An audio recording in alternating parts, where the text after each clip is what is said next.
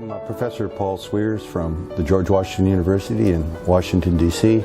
I'm a professor in the business school, and I've come over to work with the students on leadership, critical thinking skills for entrepreneurial leadership specifically. Suggested by the title, I've developed this course specifically to help our students at George Washington University improve their thinking skills generally. So my goal is to help students, both at the graduate and undergraduate level, become more competitive thinkers and to position not only their own careers individually, but as they develop their leadership responsibilities, to help their organizations outthink their competitors.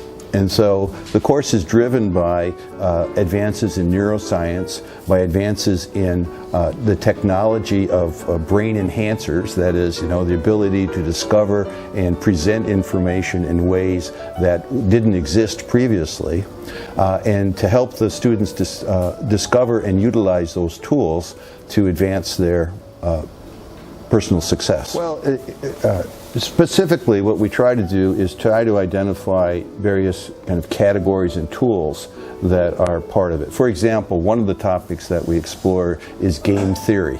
All right. So if you use the game theory as a mechanism for crafting competitive strategies, for crafting your responses to I don't want to call them your opponents, but when you're negotiating, we're trying to make the people, help our students become better thinkers with regard to understanding those who they're negotiating with. We're also working with them to develop their creative thinking skills. So we do exercises on how do you do creative thinking.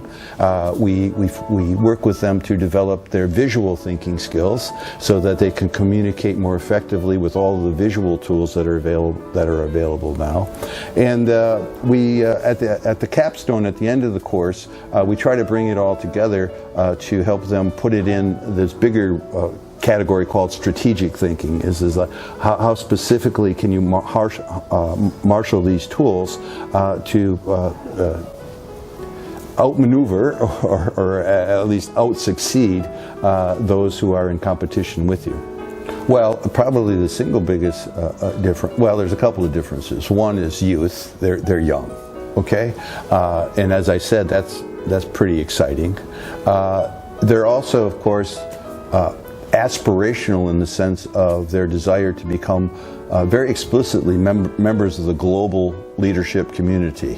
And being based in China, one of the exciting things for me is to interact with them and learn from them. So it's very rewarding for me to actually learn from them and try to meet the challenge of teaching them from a culture and an experience that I haven't had. All right, and so when those things mesh and they kind of get what I'm trying to share and I get what they're struggling with to understand what I share, well, that's the exciting time. And when that comes together, it's a lot of fun.